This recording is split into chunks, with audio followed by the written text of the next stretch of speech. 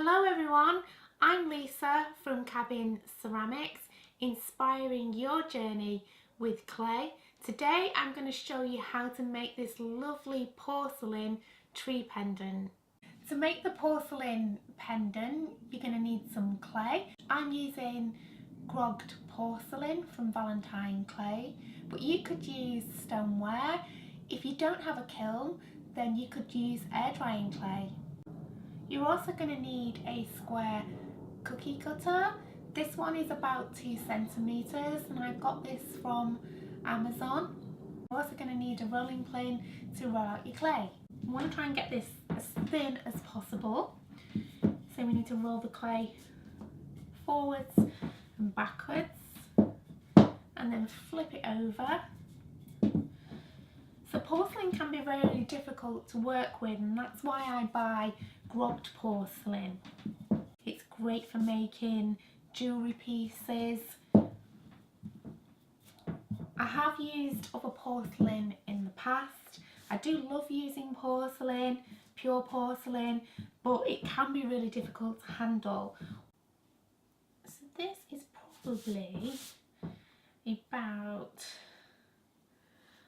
say it's about 2 millimeters at the moment. So all you need to do with the cookie cutter is just press into the clay, lift it up and poke through with your finger and then place flat onto the surface. So look how many you can get out of this tiny piece of clay. And remember, I always say in my videos, this clay is my offcuts of clay. So this is from clay that I've made some vessels from, some vases from, etc.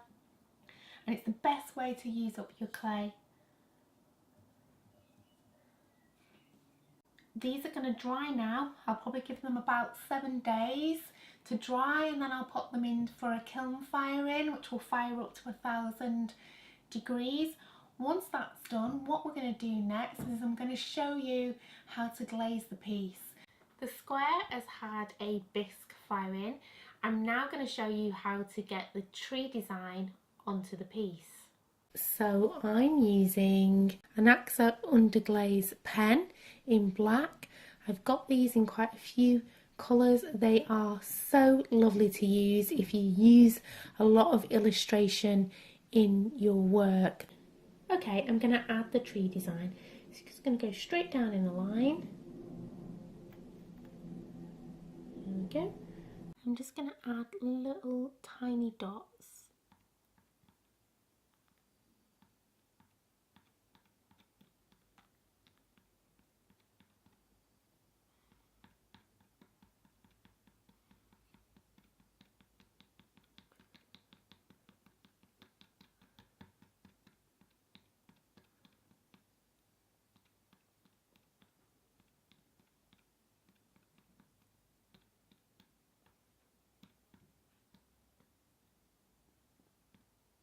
Leaving it a little bit of white in the middle.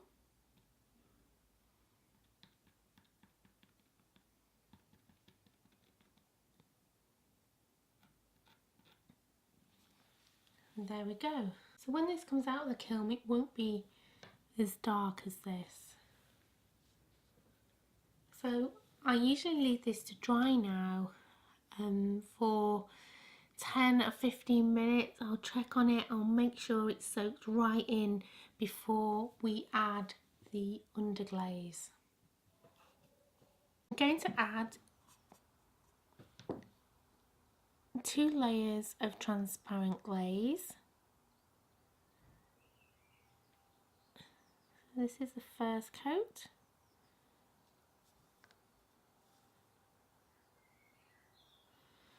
So what I'll do is I'll let that dry for a few minutes and then we'll add the second coat. I've let that dry for a couple of minutes and now I'm going to go on and do the second coat.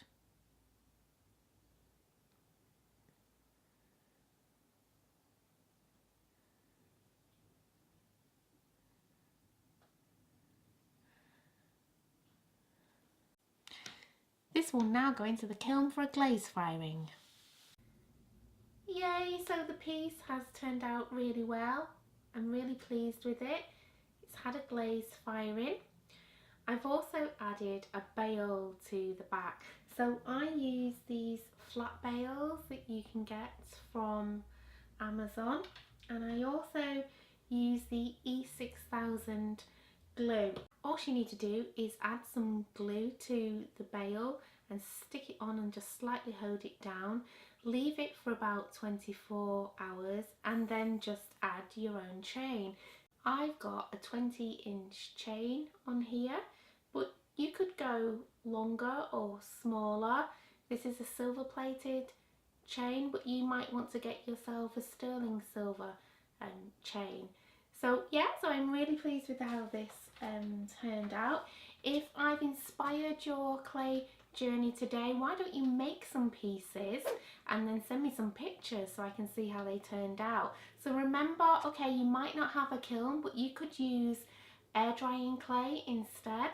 So here are some other pieces that I've made. So I've got a flower one as well. If you're interested in my next classes, then don't forget to subscribe.